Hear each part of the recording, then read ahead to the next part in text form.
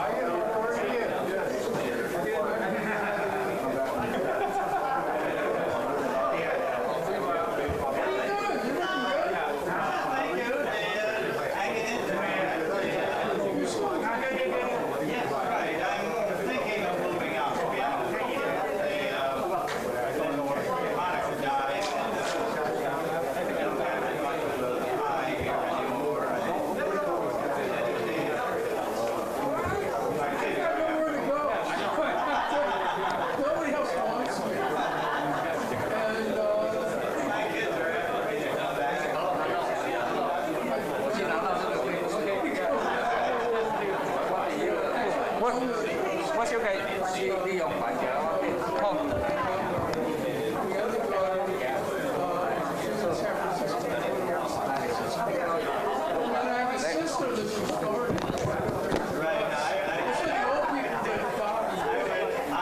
啊，伤悬，嘿，伤悬。可能一条就会使啊。嘿。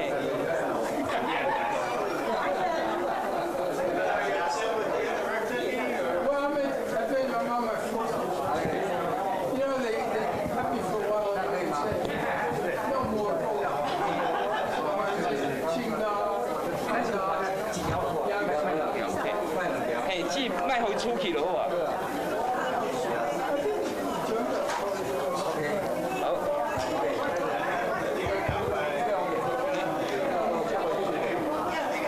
快点来。好啊吗？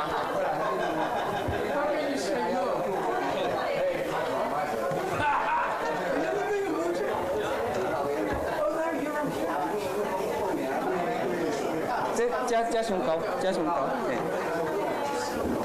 迄用另外迄条蓝色迄条路啊，会使，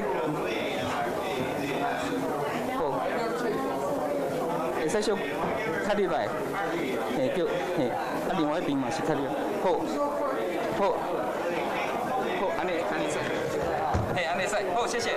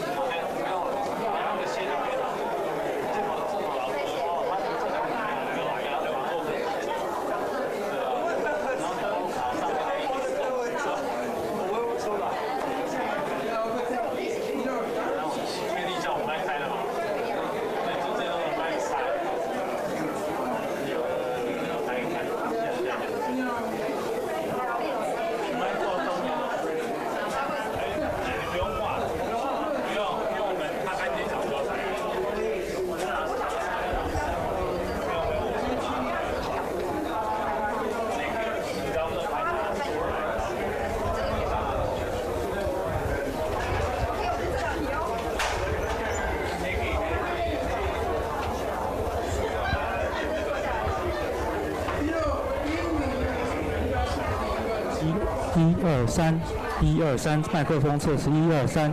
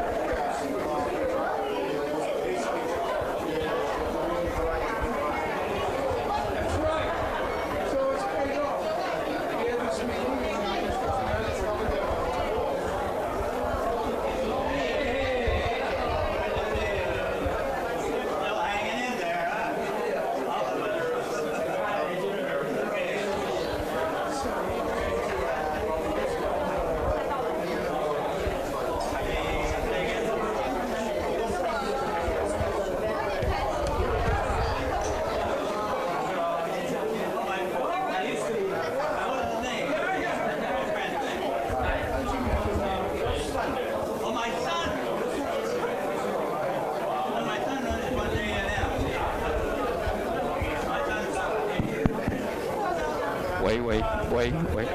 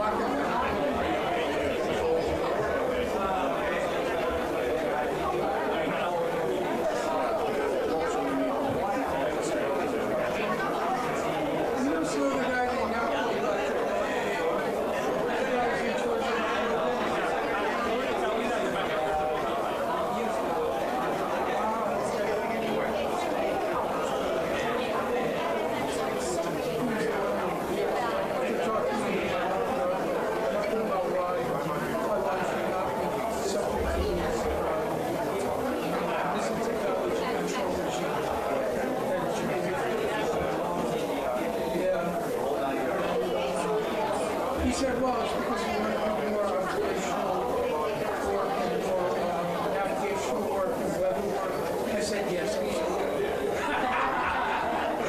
absolutely. So I wrote an article saying it was important for these reasons. But I sort of intimated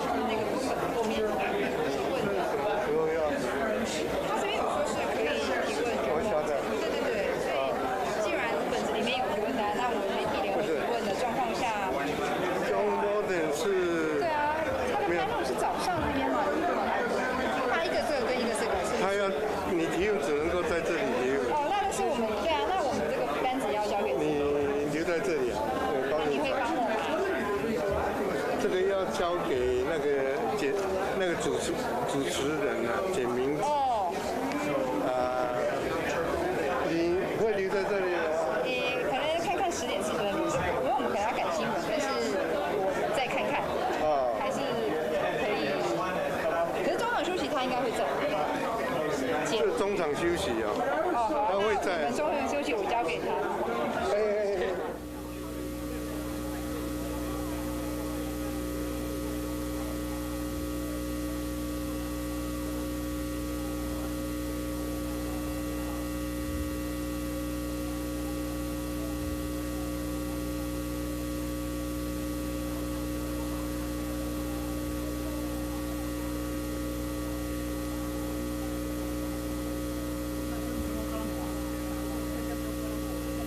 交给他。好啊，谢谢，这个也让我偏。你好。谢谢。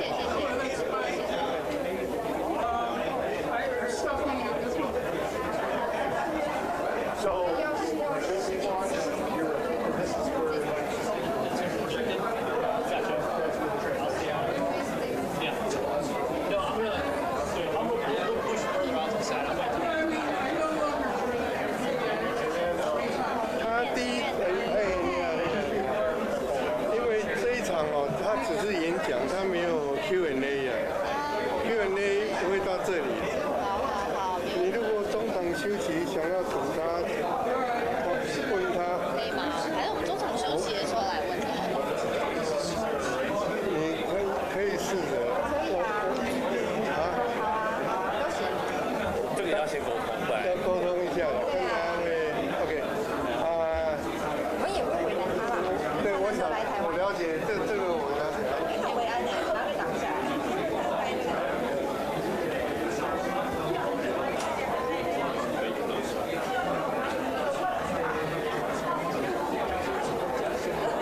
天哪，我觉得讲1个小时就睡着。那现在6分钟不知道。对，还好。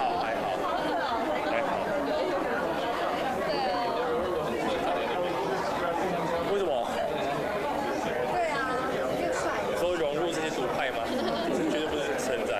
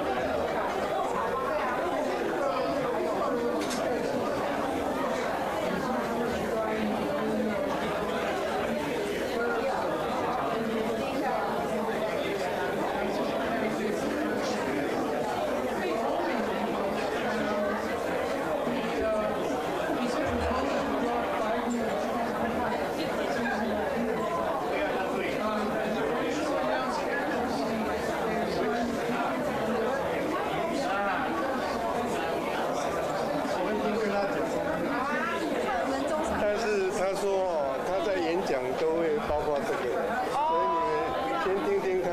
好啊，我们听完之后，然后看10点40有机会跟他如果他谈过了，就不需要再讲。对啊，好啊。他愿意受访吗？应该没什么问题吧？我是跟他讲过，说你们来这边的这些问题要跟他提问。要请教他。他说没问题了，他说这个他会演讲都会画得到。OK。你们先请坐吧。好啊，谢谢。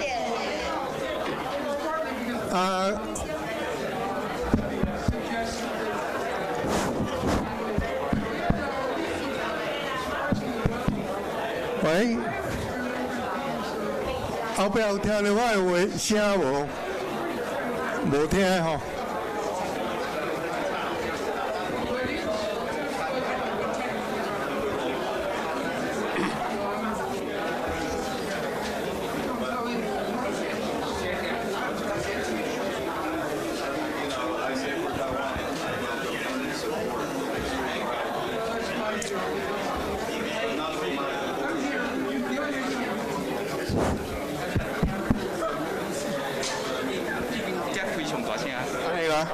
Hello， 后壁有听我的声无 ？OK，咱搁差不多2分钟就要开始吼，特别爱注意，就是你若有手机的人，甲关做静音，还是甲禁掉吼，再这拜托。然后入来会场吼，请大家若有地步爱入来吼。若查某的女士啊，迄是你的服装的一部分，咧无要紧啦。不过莫伤悬啦，咧查到后壁的人会。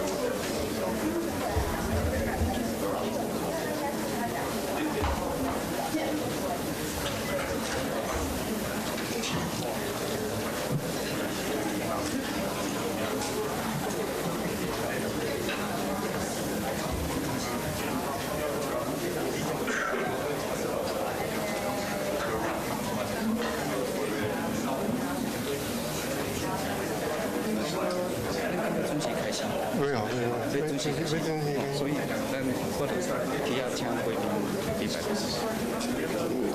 好啊。我先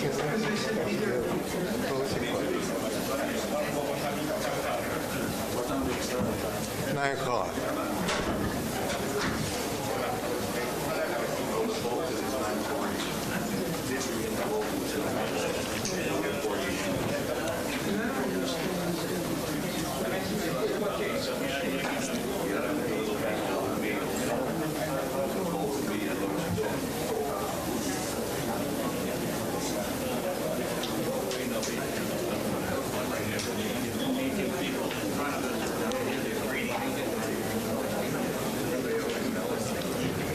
我贵宾还未来以前哦，我先对咱的会议规则说明，伫手册第4页，请咱大家看一下 ，page number 4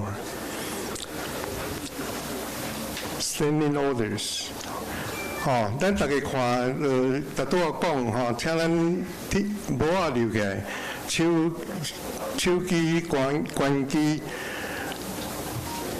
会议的进行中，请避免伫咱会场内讲电话，请毋通将饮料带入来会场。有暂停发言结束前3分钟，咱有迄个提醒的铃声吼，甲大家提醒。来宾提问请填写咱附录。就是咱这个手册后面有迄个提问条，你会当在遐写，再交予工作人员。提问的内容请毋通离开主题啦吼，请咱照咱的主题大概离开，毋通离题，嘛毋通这。谩骂就是毋通冤家就对了，毋通烧量哦哈，讲话大家较顺的，毋通伤大声。OK， 咱即摆就来开始请 Mr. Bolton， 大家拍拍者。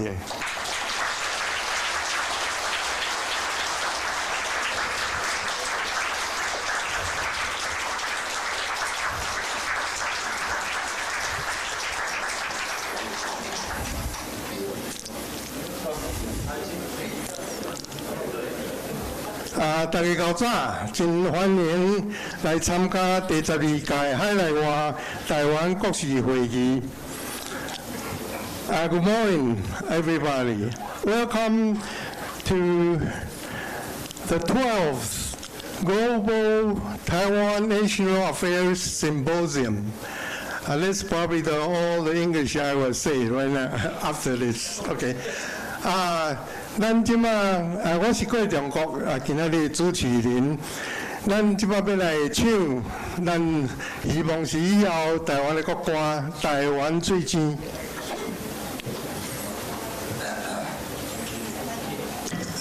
等音乐来，咱就给音乐。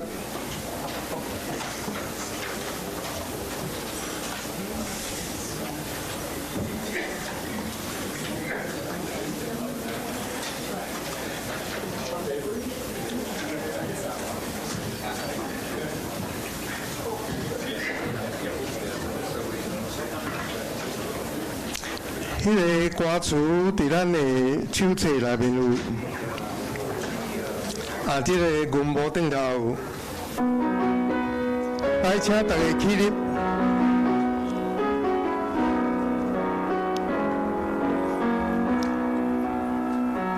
太平洋西南海边，美丽岛台湾最甜。受我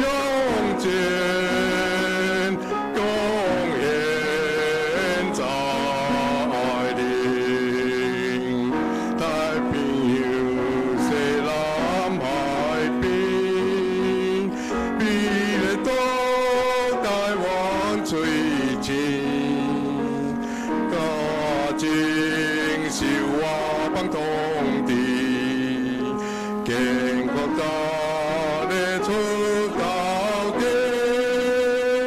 强国宪法的基础，数足公平顶三合作，人类文化世界和平。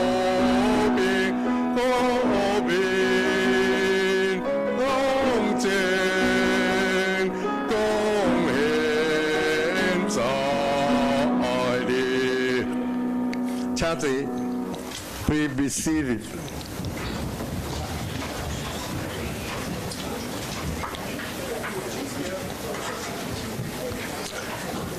咱下面要请吴树民总召人，伊是台湾国家联盟的总召人吴树民总召人来给咱致辞。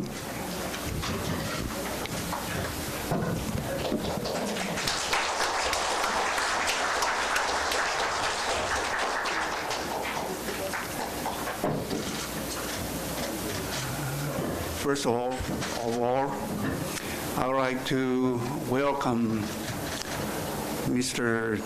John Bolton, and I would like to thank him and all the American friends because of their effort. I think that U.S. and Taiwan's relationship can be improved so much, and I'm grateful. Thank you.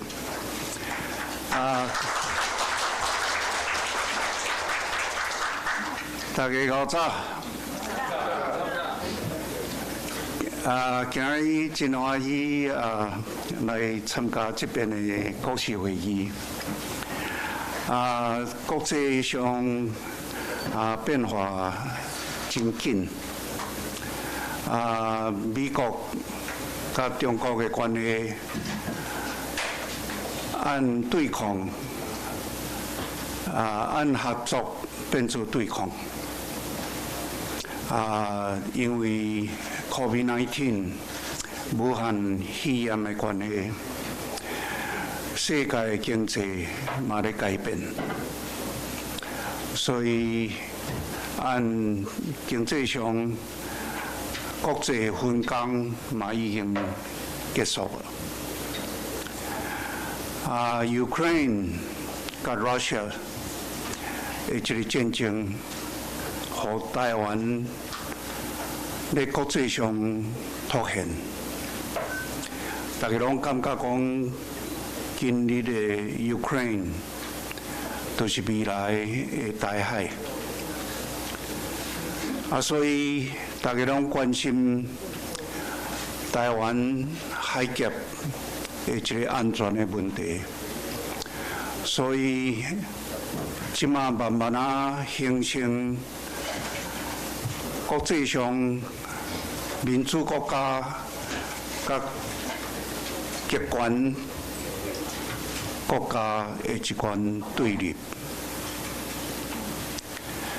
我咧想，咱台湾加在有过去咱科学上的一个努力，所以咱踮个半导体变做世界非常重要的一个产业，所以在世界上无法度通欠缺咱台湾对这部分的贡献。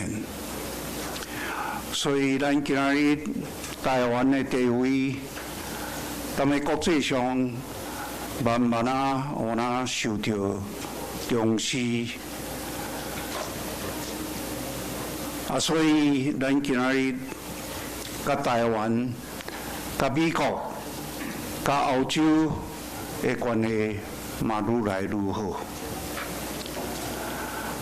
但是问题是咱台湾的内部，台湾的内部因为国民党的教育洗脑，所以互咱台湾的国家认同分裂。到目前，也阁有咱的军官走去中国，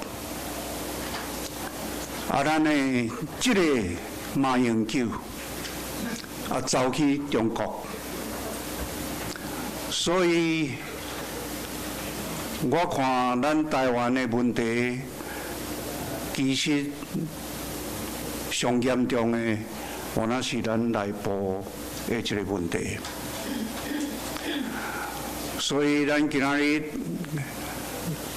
咧举办这个国事会议，差不多逐摆拢是针对当前咱台湾的问题。所以咱今仔日特别咧强调，就是强调民主的韧性，甲捍卫本土政权。在未来，我相信咱民间应当是向政府建议，讲领导中国的人，给伊一点时间，给因去决定，看要转去中国无。我相信，咱有法度通派专机送伊转去中国，无需要互因阁继续用一寡奇奇怪怪的言论来扰乱咱台湾的社会。像讲避战会引起战争，其实咱台湾人无了解咱台湾的历史。咱和国民党咧统治的中间，伊是按咱的精英，所有的人拢甲拍死。所以对付中国，你绝对就要强起来。你若对伊示弱，我相信因绝对会来拍台湾。但是咱今仔日若有准备，也有备战，中国人都唔敢拍台湾。所以未来这年的选举对台湾非常的重要。我是感觉讲，这边的选举会影响到未来的台湾的发展。所以我会感觉，咱台湾人一定在这边团结起来，战胜中国的势力。所以希望咱明年的选举，我都通继续执政，继续让中国人离开台湾。所以最后，希望大家身体健康，万事如意。多谢大家的参与，多谢。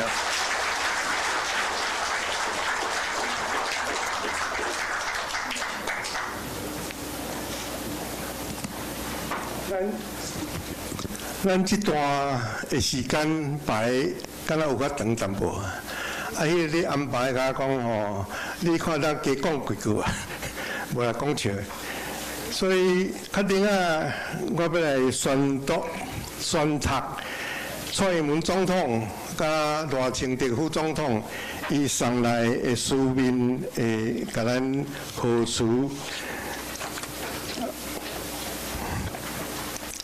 咱这有翻译，这无翻译，这有翻译无？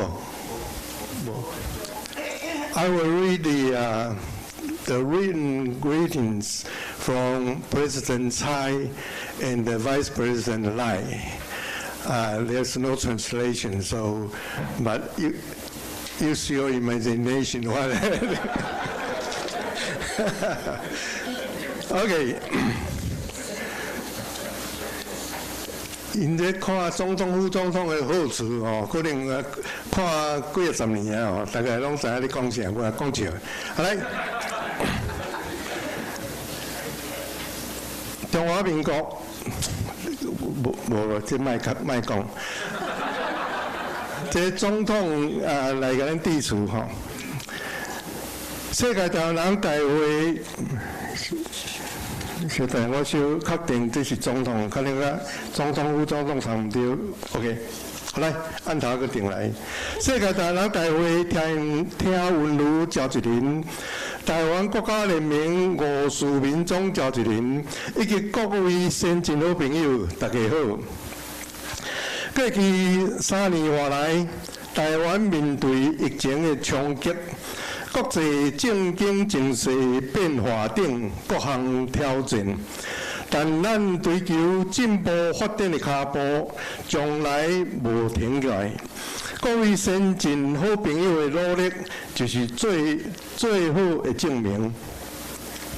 世界台湾人大会甲台湾国家人民合办的海内外台湾国事会议，在疫情挑战之下。持续举行，今年已经迈入第12届。我要感谢主办单位的用心，甲大家的参与，斗阵来关心台湾的未来。这次大会主题是强化民主韧性，捍卫本土政权。这几年来，阮执政团队用心努力，甲民主国家增进合作交流，就是要让台湾的民主更加进步，实力更加强大，会当得到国民甲国际社会的认同甲肯定。亲像是台湾甲美国积极推动全球合作、甲训练架构 GCTF 那敢若日本、澳洲陆续加入正做了正式的谈判。咱的合作对象也对印太地区扩大到欧洲、拉丁美洲、加入美海甲中东地区。伫这个中间，咱甲各国讨论打击无实的信息甲跨国的犯罪的策略，以来应付境外对敌势力的自奋战、临敌战的威胁，共同捍卫民主自由的价值。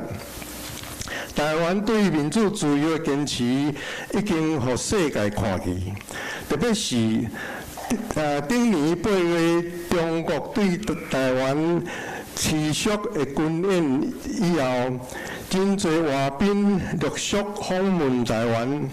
这个访问团来自世界各地，拢是为了表达对台湾的支持。当世界进台湾，台湾会行向世界。本来我拄完成疫情后的第一次的出访，除了访问友邦瓜地那玛甲贝里斯，也过境美国。咱清楚要向全世界传达，台湾会坚定地捍卫自由民主价值，持续地做国际社会良善的力量。台湾真侪全球经济的关键力量，会持续追求甲友民国家的共赢发展。台湾走向世界的决心，只会愈来愈坚定。这个台湾前进的方向，需要各位先进好朋友，大家斗阵来行。透过这摆的出访，我也再次感受到海外侨胞朋友对故乡的支持，已经为台湾辛苦军营的成果。我要再次感谢大家付出。咱对台湾的理解，对台湾的关心，无论海内外，我也相信，只要咱团结一致，台湾行向世界，迈向进步发展的脚步，不止袂停，也阁会更较稳健，大步进前。咱斗阵继续努力，多谢大家。总统蔡英文公元2023年4月29日，来咱来大家拍拍啊！多谢。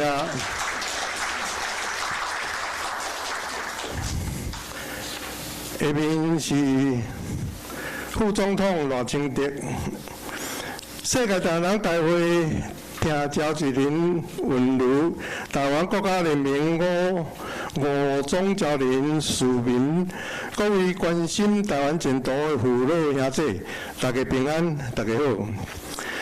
非常荣幸受邀请参加第12届海内外台湾国事会议。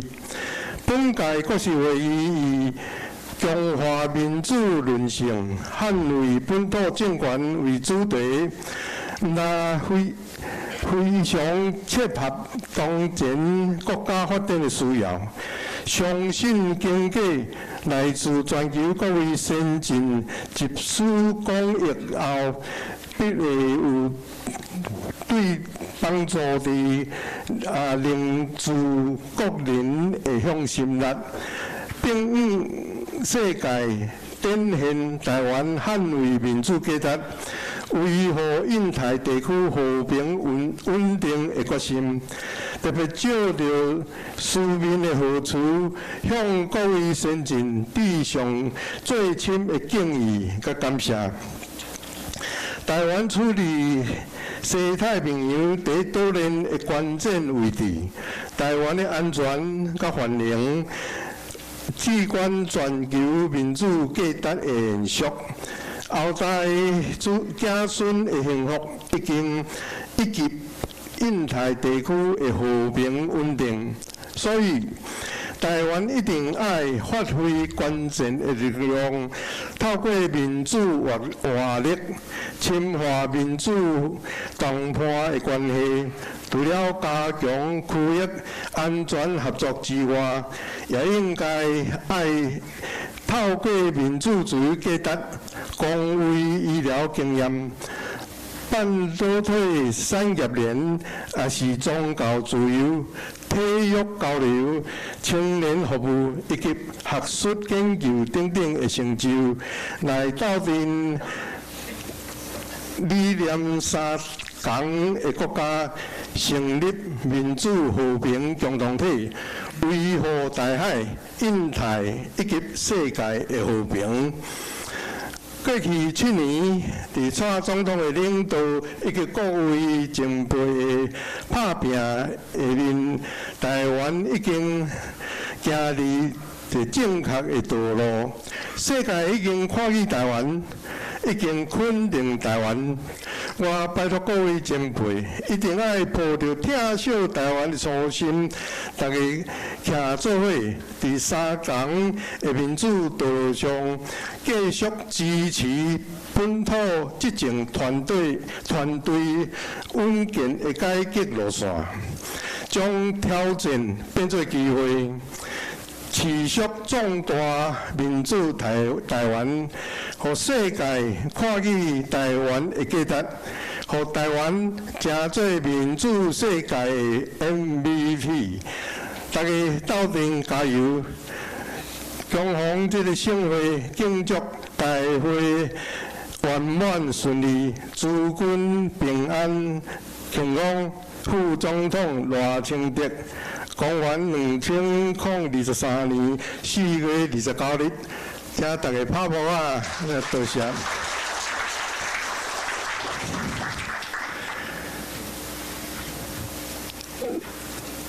咱的徐家平，已经来了遮 ，OK。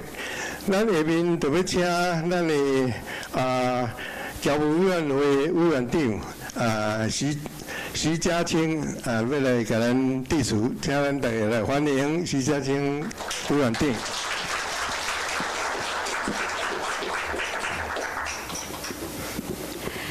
世界台湾人大会，咱的召集人，陈韵如召集人，咱的国家联盟总召集人吴树明医师，咱台湾公共事务事务会发拍的简明子会长，还有咱台湾同乡会联合会傅佩芬会长。Our distinguished guests, former U.S. National Security Advisor John Bolton, ladies and gentlemen, good morning. 大家早。I'm honored to attend this conference organized by the Taiwan Nation Alliance and the World Taiwanese Congress. I'm grateful to the organizers and the participants for their support of Taiwan. Former U.S. National Security Advisor John Bolton is a special guest at this conference. I thank him for his support for Taiwan and welcome him insights on how to defend Taiwan democratic system. Thank you. 非常感谢咱今仔日的主办单位世界台湾人大会，还有咱台湾国家联盟的努力，互咱海内外所有的乡亲时代，大家拢会当成功来举办咱第12届的国事会议。伫即届的会议，我相信有真大的特别意义，就是疫情了。咱会当搁一摆实体，大家共同斗阵，而且咱这一摆所安排的主题是非常有建设性、有未来性的题目，所以嘉青伫遮除了表示非常感谢咱即届大会主办单位的用心之外，我嘛要代表侨务委员会，甲各位保证，伫咧咱30多年来台湾的民主化过程当中，中华民国虽然咱即个名称毋是介介意，吼，总是咱爱有一个legalize的过程。我相信有一天，咱一定会是用咱家己介意的名。伫咧全世界成做一个国家，所以这一点，侨务委员会嘛真认真来努力，徛伫咧台湾的主体性，激励咱所有伫海内外的乡亲时代，尤其咱真侪伫海外的各界侨民，大家拢真努力伫咧无共的国家伫咧拍拼，咱会当用各种无共款的方式，无一定是政治上的，咱阁有真侪文化上、音乐上、科技。教育的各种交流，来展现咱台湾的实力。所以今仔日伫这个所在，我除了要感谢咱主办单位，对着即届12届所举办活动的用心，我嘛要甲大家搁一届来感谢大家对侨务委员会这几年的关心甲参与，未来的路上拢需要大家共同继续来拍拼。我嘛真欢喜看到咱拢是老朋友，即届的召集人是陈韵如，拢叫伊韵如姐。搁有咱发牌会长明子兄搁有傅佩芬是我伫咧德国读书的同学所以今仔日徛伫咧这所在，我是有一个足特别的心情，感受到咱大家共同徛伫咧这个所在不但是为着台湾的未来努力，嘛是要向全世界来表示咱台湾要积极来参与，贡献咱的力量的一个开始。我相信，毋是世界的无共国家的朋友关心咱，咱嘛爱积极来关心世界各国的朋友，更加扩大咱甲无共国家、无共世界的文化的人结连的一个力量。我相信以咱台湾善良的本性，咱一定会当结交搁较侪的朋友，嘛会当互台湾真正真深入行入去全世界国际社会。搁一摆伫遮祝福咱各位健康平安，嘛祝福今仔的大会非常的顺利。Thank you very much。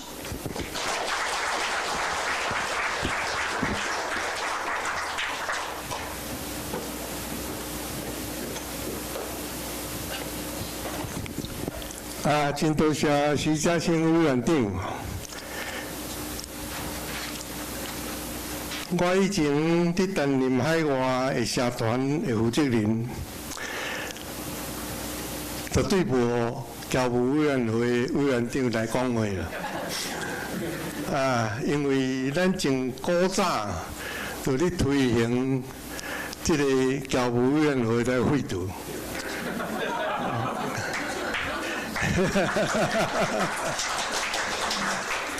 咱的侨务委员会应该并入去外交部就会使啦不过徐嘉清讲来，我捌伊真久看来阁还好啦喂，因为阁有时间了加减伫遮安尼，多谢你，今仔日特别专工来咱时间有量一撮啦，不过我想咱就较早来个开始，互咱这个远路来，搁伫算讲伫美国非常有重量的一个演讲者，互伊较侪时间，我想无要紧啦。我头仔想讲徐嘉清问来讲较侪时间，个嘛是简单扼要啦，多谢。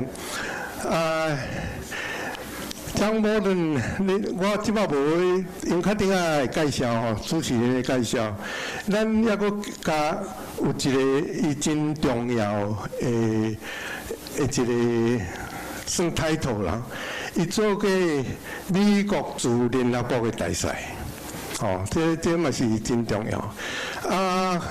我一分钟了，咱以前世界大人大会捌一遍伫华盛顿 DC 要开会，伊迄阵伊是做 Assistant Secretary of State Department， 甲迄个 Randy Schreiber is the Deputy Assistant Secretary, something like that. We WTC went to DC to hold a meeting.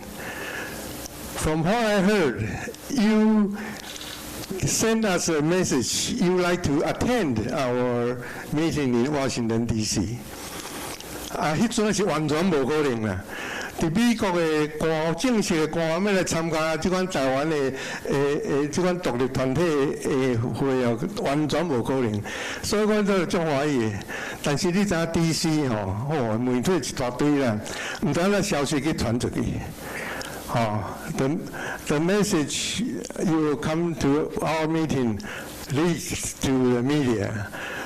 所以就当然大家拢知影，所以结果伊无来啊，真可惜，迄边无甲伊斗阵。不过今仔日会当搁当面，互伊来遮甲咱讲，我嘛感觉真欢喜吼。好，安尼咱要刷到下面，咱就来举行下面的节目。下面就是算咱的主题演讲哈 ，keynote speaker， 迄个请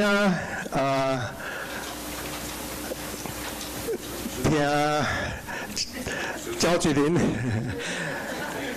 来主持这个节目，咱的多阿姨啊咧来小。我要徛喺遮讲了。OK， 好，歹势。好，安尼请听总召集人来开始，多谢大家拍拍我一下。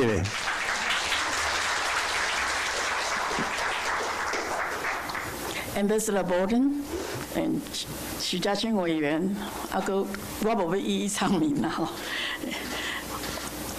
我搁一个我想要甲大家讲，咱今仔日有迄个路透社的社长，咧台湾的驻的社长 ，Mr. Ben Blanchard, please stand up.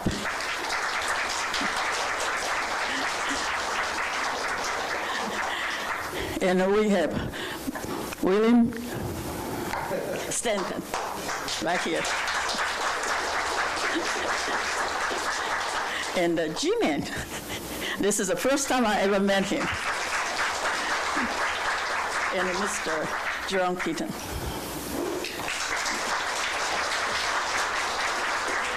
Okay, and 主席，我甲总召，剩下我就无要搁一一唱名啊啦吼。欢迎大家来参加。我是爱直接爱介绍 Ambassador Bolton. Sorry, I'm not going to speak English, okay? Then I need another translation. So we're going to skip that. Mr. Bolton， 伊去年咱有咧线顶，已经咱有听过伊一个足精彩的演讲过啊，迄阵咱嘛有甲介绍，所以我相信咧在座的大家应该是对不只熟悉啊啦吼。伊是咧1948年出生，伫 Baltimore, Maryland 出生吼。我毋知影伊比我较少岁呢。1974年毕业，咧 Yale University 的法律的 Law School 啦吼。我要提起的就是讲，伊的足特别的吼，伊较特别的是伊的政治生涯吼，差不多40年啊。伊这40年中间，伊有服务过美国4任的总统过，这实在是足无简单的啦吼。伊第一个就是 Ronald Reagan 吼。第二个是 George H.W. Bush， 就是迄个老布什啦吼。第三个是 George W. Bush 的小布什总统。第四个是Donald Trump。伊咧这个40年的中间吼，较重要就是拄啊，迄个中共伊有讲过，就是伊咧2005年到06年的时阵，伊有做过驻联合国的大使过。就是安尼，即马才大家抑阁是咧叫伊 ambassador 就对啦吼。佫一个是上尾伊一个伫咧 Trump 的任期中间吼，伊是有做过美国国家安全的顾问。伊即马都摕落来，为政府遐摕落来，伊即马伊家己有一个智库，第12个一个智库是国家安全甲自由的基金会，伊是主席啦 ，chairman 伊是一个政党是共和党啦伊的主张是就是伊较主张美国的外交较强啦爱较强的外交。尤其是对中国的态度啦伊讲伊对中国的态度爱有这个强硬的态度啦这个是咱较介意的。还阁一个上较重要就是，伊也主张讲，要美国爱承认咱台湾是一个国家。Let's give him a big hand.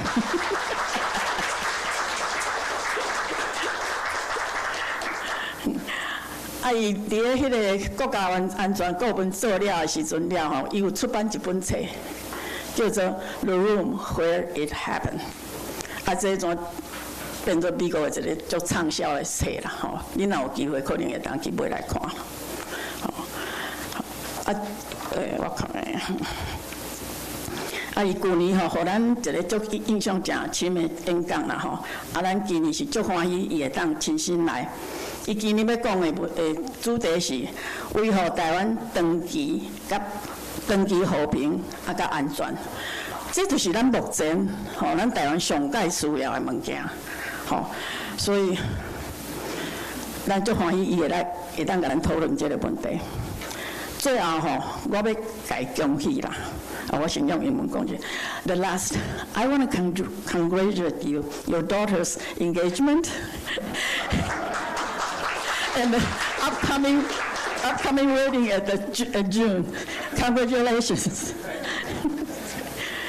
因早囝要结婚啦，所以伊嘛真欢喜，咱甲伊恭喜一下。好 ，Let's welcome Ambassador Bolton, please.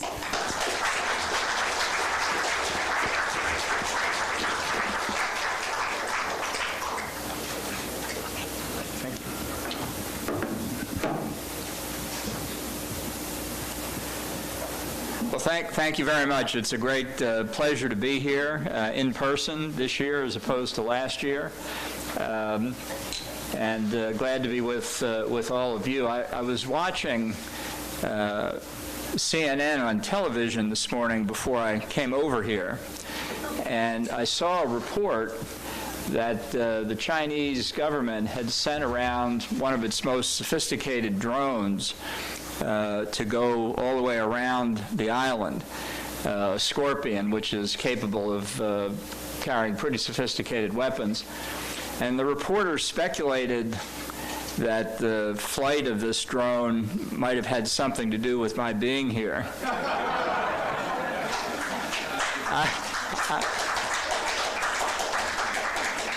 I would be honored if that's true. But I think it's really more simply a part of Beijing's overall effort to intimidate the people on this island. And it's been underway for some time. It's growing in strength. But it makes your gathering this weekend, I think, all the more important. Because if these acts by the Chinese government are intended to intimidate the people of Taiwan, I think they will find failure, because I think it will energize the people of Taiwan to support remaining being a free people in a free country.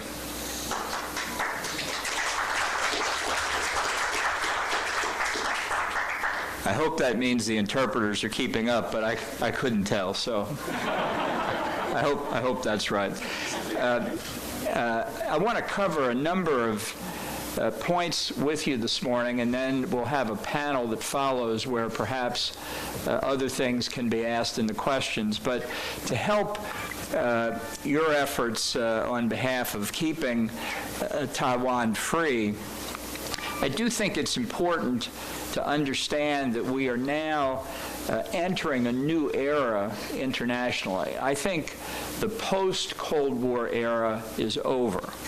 Obviously, the Cold War ended in 1991, And I think too many people in the West in particular felt that, as they said, we had reached the end of history, that there were no more threats in the world, that the collapse of the Soviet Union meant that we could cut our defense budgets, which we did.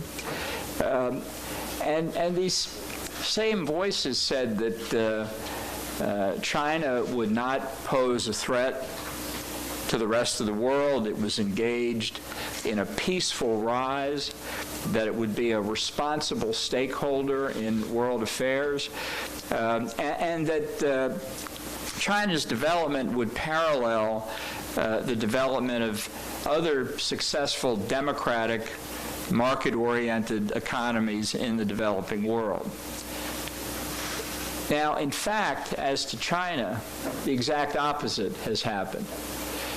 We have a country that so far from becoming more democratic has become steadily less democratic. Xi Jinping is now the most powerful ruler in China since Mao Zedong.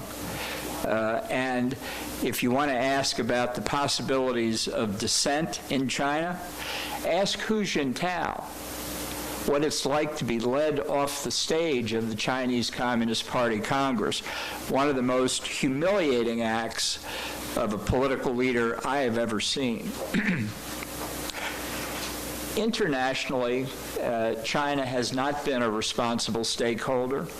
It has pursued mercantilist policies in what should be a free trade organization, and it has used all of its elements of power to achieve hegemony in the space near China and ultimately worldwide.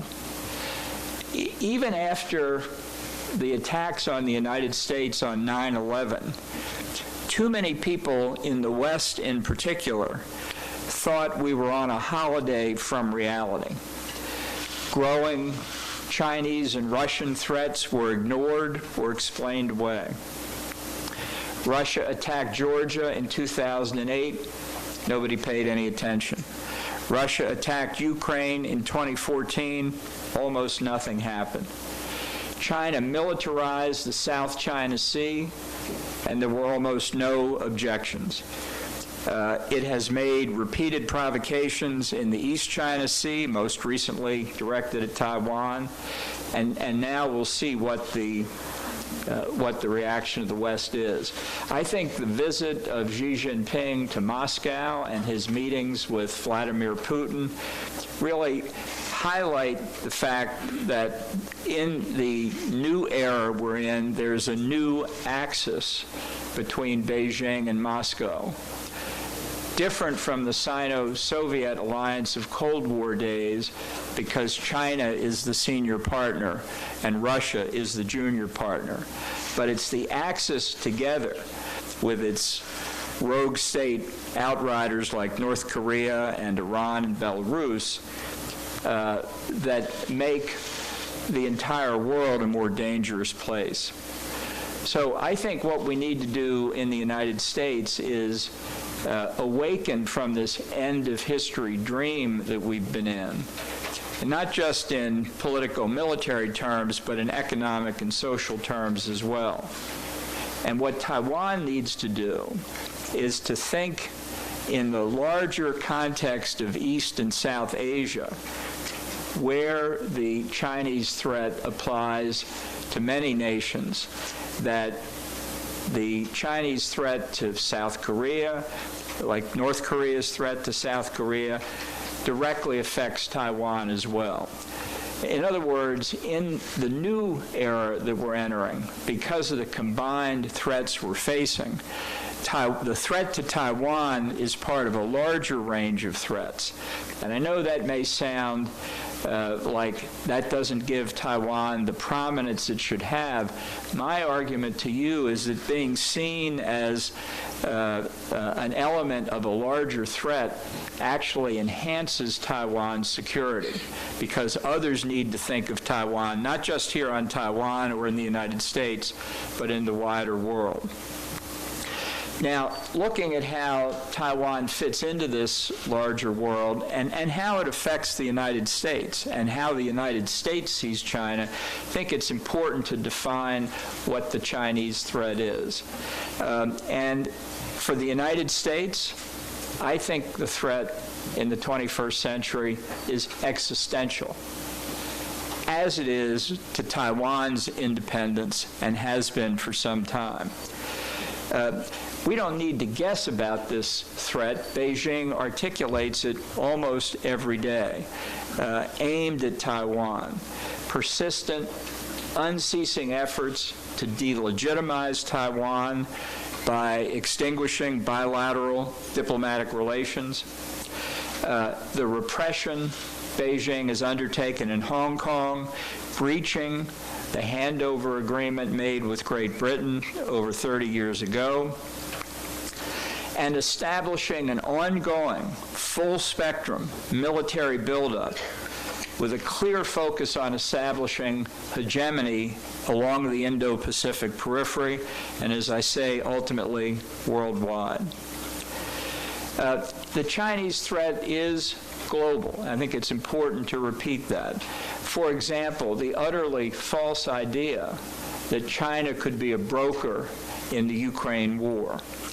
The example of the Chinese foreign minister symbolizing a new deal between Saudi Arabia and Iran. Joint Chinese, Russian, Iranian naval maneuvers in the Arabian Sea, and the Belt and Road Initiative reaching into Latin America and Africa. And the Chinese threat is economic and social, as well as politico-military. The Chinese have spent 3 or 4 decades or more stealing intellectual property from the United States, Europe, the other developed countries of the world, which they then convert to their own advantage.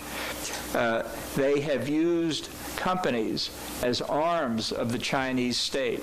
Huawei and ZTE are not telecommunications companies.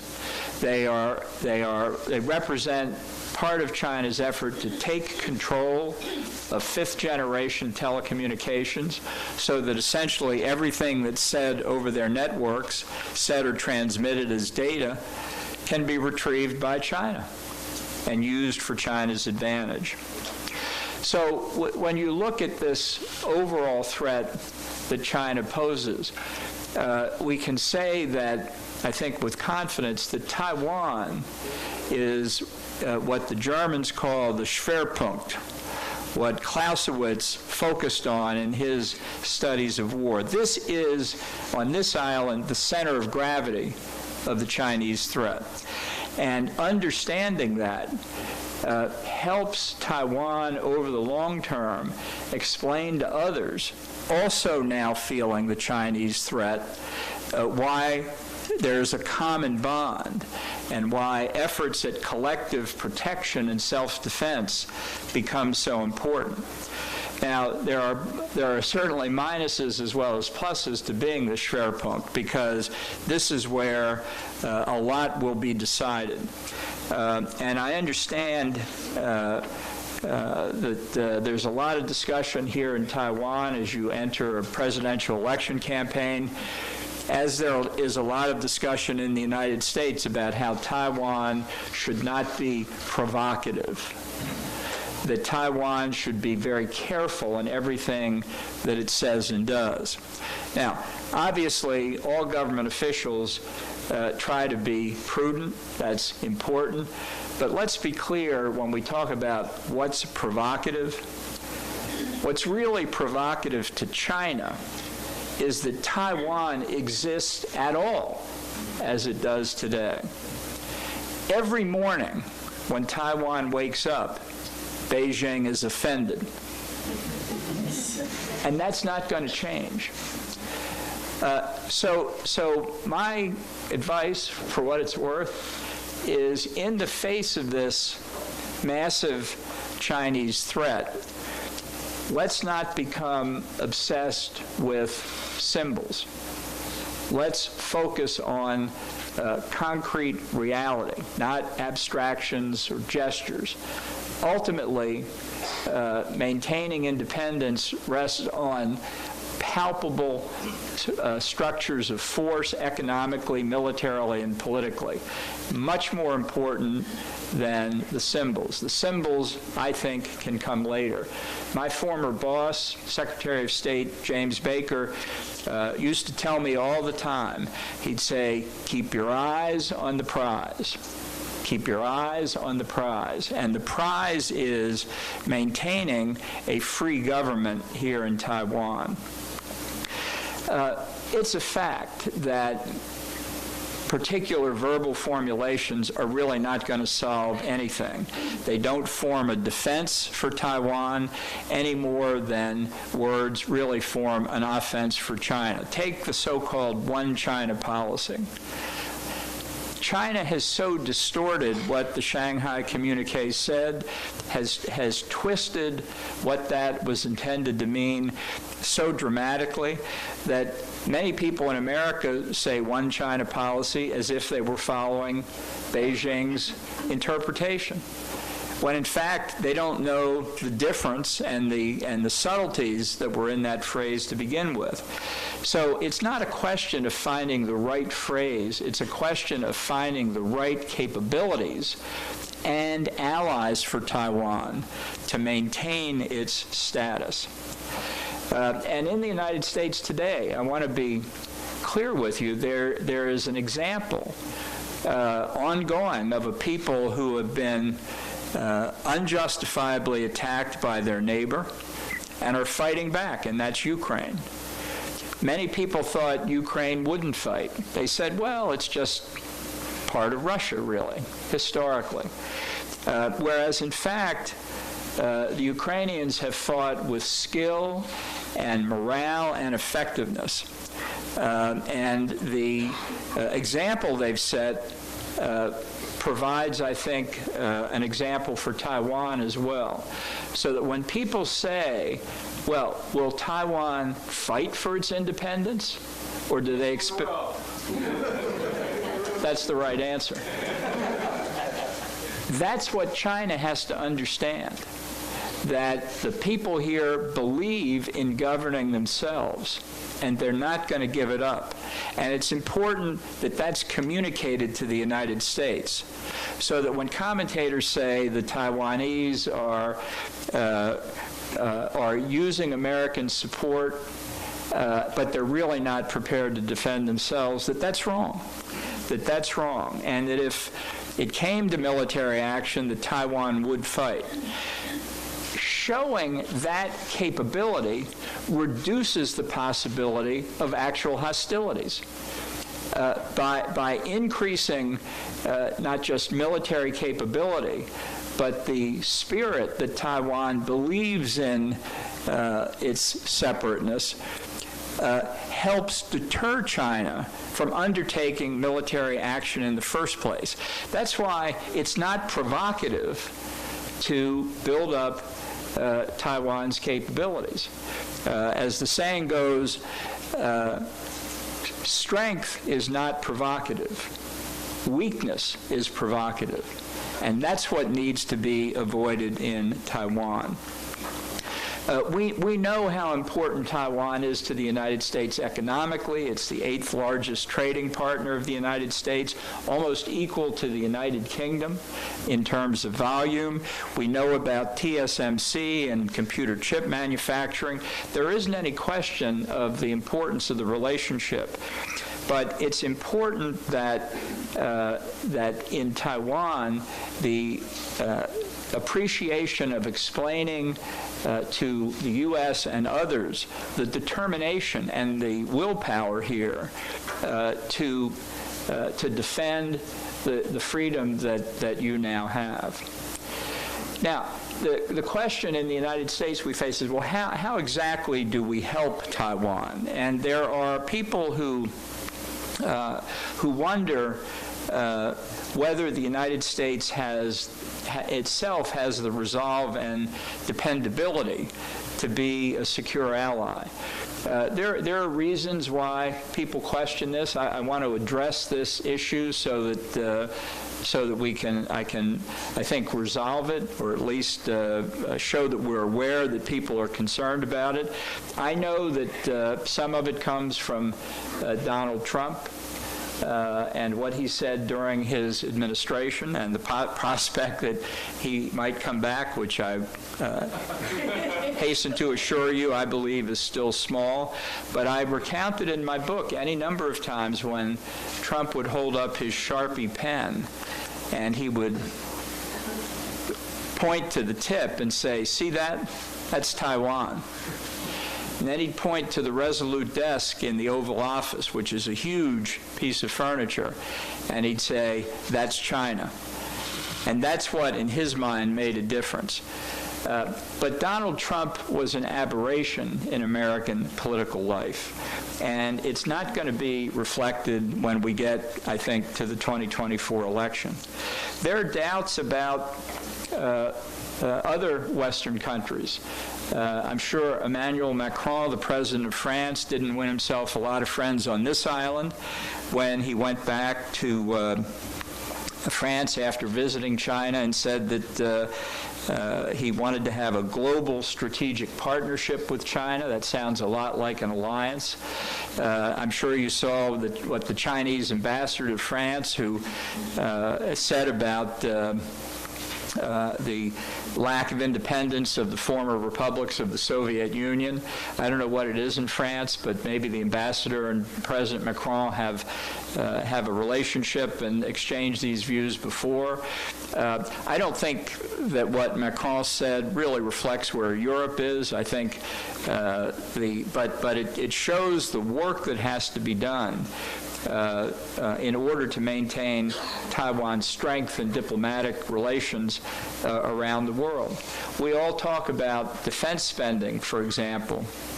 The United States spends about 3.25% of its gross domestic product on defense. I have said, and others have said, we need to go back to the levels of Ronald Reagan's presidency, 5 to 6%, to face the threats we see around the world.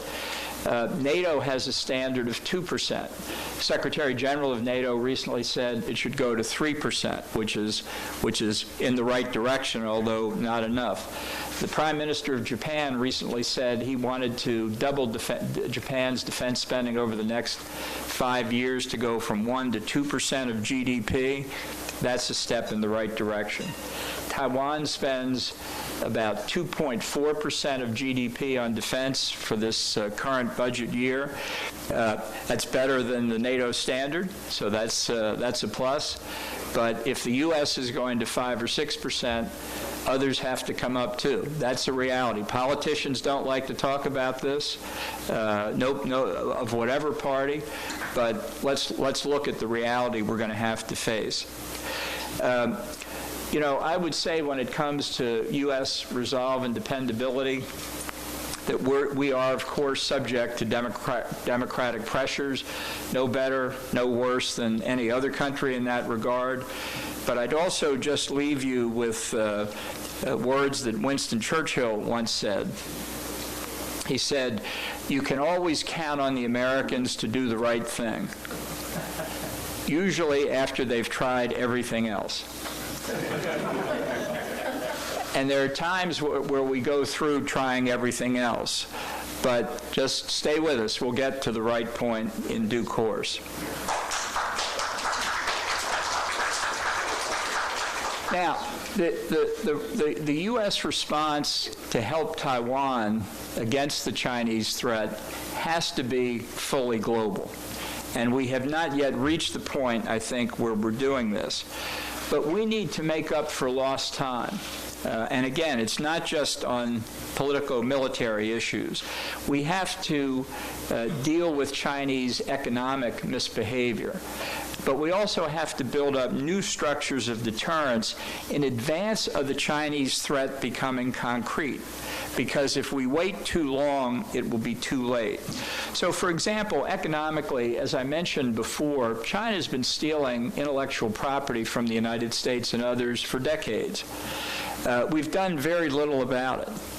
But one thing that would get China's attention is if we said no goods or services made in whole or in part from stolen intellectual property can be sold in the United States. That would wake them up because so much of their economy depends on stolen property. We could broaden that. We could have Japan and South Korea, Europe say the same thing. No Chinese goods based on anybody's stolen intellectual property could be sold in those markets. You know, when I've raised this proposal, some people say, but that's so harsh. That would have such a huge impact on trade. Well, yes, it would. That's the point. Because they've stolen so much, they need to feel the pain. You know, I think that we need to look at adjusting supply chains from China that affect national security. I'm not talking about a new industrial policy. I think most of it you can leave to the free market as people realize we haven't reached the end of history. Political risk still exists. But on things that involve key national security supplies that come from China, I think we need a very careful assessment of steps to take to make sure that we don't find ourselves reliant on China in time of crisis. And I think that that's something that Taiwan can be very helpful on. And I think this is another way to get conversations between governments in Southeast Asia, in particular in Taiwan, whether or not there are full diplomatic relations, to help talk about these economic issues. Now, on the politico-military side, I think there's a lot more bilaterally we need to do between the United States and Taiwan. I said in 2000, so 23 years ago, that the United States should extend full diplomatic relations to Taiwan.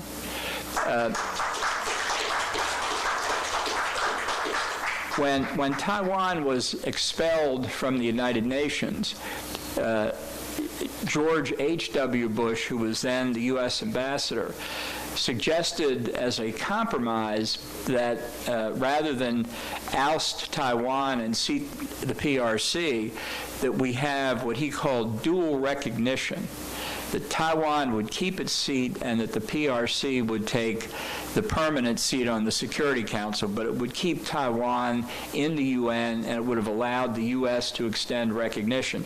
That was rejected by both Taiwan and the PRC at the time.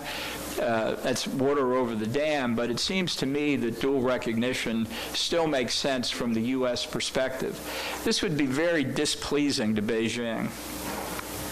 But that, again, is part of the point, because it would show that the relationship between our two countries is fixed and is not going to go away. There are a lot of things below the level of full diplomatic relations we can also do, and I hope will do as time goes by. But beyond that, we need a much deeper and richer strategic dialogue between officials of Taiwan, not just diplomats, but military officials, intelligence officials, everybody concerned with national security. The whole Taiwanese national security team needs deeper interaction with the U.S. national security team. It's not just a question of supplying this weapon system or that weapon system. We need coordination, as we have with many other allies. Contingency planning, thinking through what China might do and how we respond. If you have to think it through once an attack has taken place, it's too late.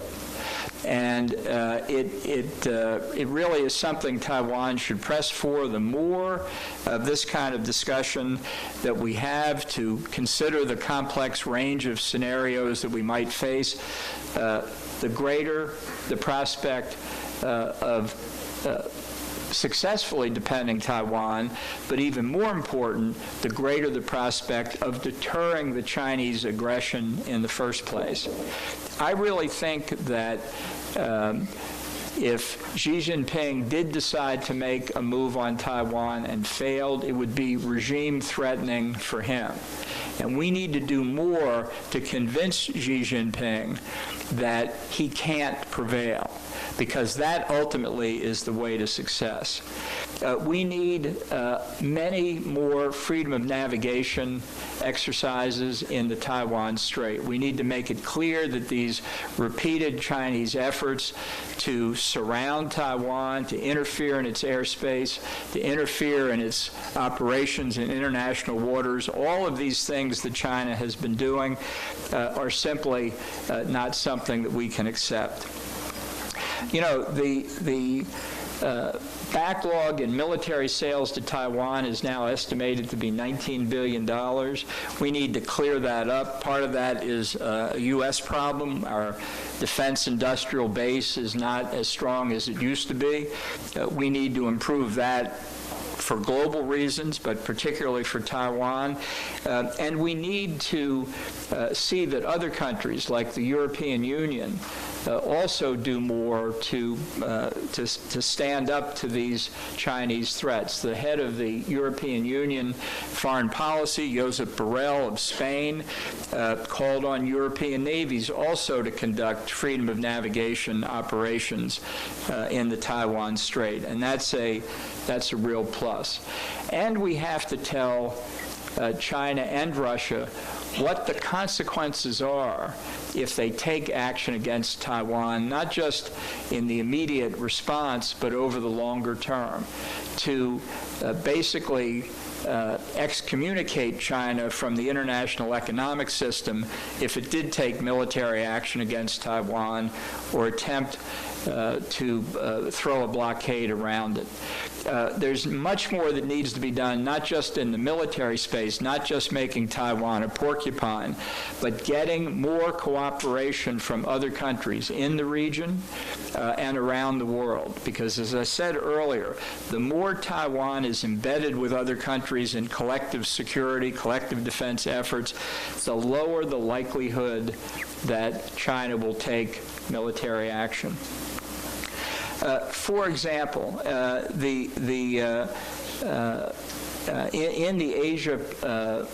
the Indo-Pacific region right now, there's a lot of new thinking because of the concern many countries have, not just Taiwan and the threat it faces, but all along China's periphery.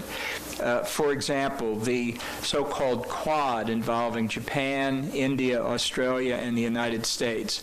It's not NATO by any stretch of the imagination. There isn't going to be an East Asian NATO anytime soon, but there are steps that can be taken by countries that share a common concern about Chinese belligerence to guard against it and to convince the Chinese that any action they would take would be far more costly than what they could expect. So the Quad has an interesting possible future to it. Maybe South Korea should join and become a Quint. There are a lot of different things that could be done, a lot of cooperation that other countries, including Taiwan, could have with the Quad in areas military and non-military. This is all something that people here in Taiwan should be talking more about. I'm sure you're familiar with the AUKUS project, the cooperation between Australia, the United Kingdom, and the United States to build nuclear-powered submarines for Australia. Significant in many, many important respects. Number one, it brings the United Kingdom back into the Indo-Pacific. You know, after they gave Hong Kong back to China, their role in the Pacific region diminished significantly. This is a way to get the Brits back in, and I think that's entirely positive. It puts, in time, it would put 8 to 10 nuclear-powered attack submarines into the Indo-Pacific. The only threat they face is from China. Everybody knows what this is about. And it's a way of sharing this technology in ways that I think strengthen the possibility of peace and security by strengthening the deterrence structures. Many other countries could find ways to emulate AUKUS. I think Japan will want to have nuclear-powered submarines in due course, and I think it's time for that to happen. This is the sort of thing that at many different levels with many different kinds of self-defense structures that Taiwan could think about too. It goes very much with the idea that the more that you want to protect the island, the more activities you have to undertake internationally. Because the more China sees a broad array of countries determined not to succumb to their efforts to establish hegemony, the less the chance that they will take those kinds of actions. There are lots of ways, even without state-to-state communication through non-governmental organizations or through government intelligence channels. You know, one thing about intelligence agencies is they don't hand out daily press releases of who they meet with. And that's why governments often use their intelligence agencies for communication that might otherwise be handled through their foreign affairs ministries. That's something to think about as well. So I think that to conclude here, and I know in the next panel we'll have a lot of chance to cover other issues too, but I think it's important to understand, since we've left the post-Cold War era, that things are moving very fast internationally. The geopolitical tectonic plates around the world are shifting, and they're moving at a pace that means that for Taiwan in particular, its pace of activity needs to keep up. And this should be a top priority both in Taipei and in Washington, with as many efforts as are now expended on strengthening the partnership. We all need to do more. We're very likely facing Cold War levels of threat for the foreseeable future. I was around, and I remember when China bombarded what we then called Quemoy and Matsu. And the government here and the government in Washington stood up to those attacks. About 25 years ago, I went to Kinmen, as it's called now, and I have to tell you, I was amazed to stand on the beaches and look across and see PRC islands within swimming distance for a good swimmer. Not me today, but within swimming distance for a good swimmer. And in 1958, we stood against that and prevented the loss of Quemoy and Matsu. So people talk about how threatening it is here today. We've seen this before. China was much weaker then. It's a bigger threat now. But a lot of this depends on resolve and determination by the people who are threatened. And I think that as we face these higher risks and challenges, strengthening the alliance is critical. Let's be clear. We've seen in trying to negotiate an end to the nuclear weapons programs of North Korea and Iran, trying to stop Russia and China from engaging in proliferation, trying to push back on terrorist groups in places like Afghanistan. There's a real similarity in the way they negotiate and what they do when they reach agreements. Authoritarian states and terrorist groups are essentially incapable of negotiating in good faith unless you hold a gun to their head. And the minute you take the gun away, they renege on their commitments. So if you're going to have agreements, the adversaries who are authoritarians or terrorists, and sometimes they're both, have to know that there's a real price to pay if they break those commitments. And I don't think people in the U.S. or here in Taiwan or many other places really fully appreciate that. And I just want to close by reminding everybody what I said earlier. These were originally words of Defense Secretary Donald Rumsfeld, but I think they hold true across the board. Strength is not provocative. Weakness is provocative. And as Ronald Reagan used to put it, the best way to preserve peace is through strength. Nobody wants war. It's not Taiwan that's flying sophisticated weapons-capable drones near Chinese territory. It's not Taiwan that's threatening the status quo. The threat's coming from the mainland, and as soon as we realize that and deal with it, Taiwan will be safer, the U.S. will be safer, and the world will be safer, and at peace. Thank you very much.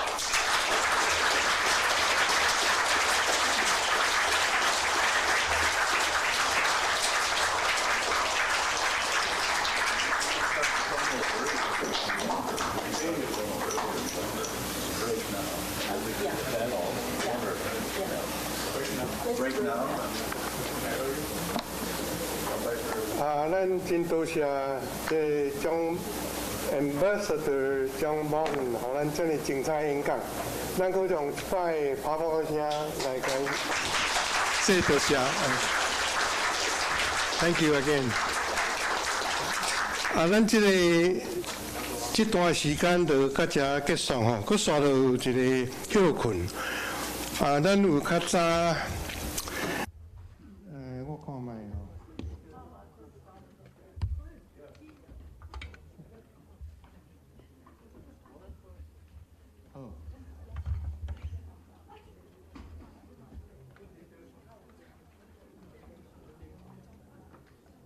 会使，咱即马来休困吼，咱10点半再转来食，就开始吼。即马咱外口可能有一寡地点创啥吼，大家休息。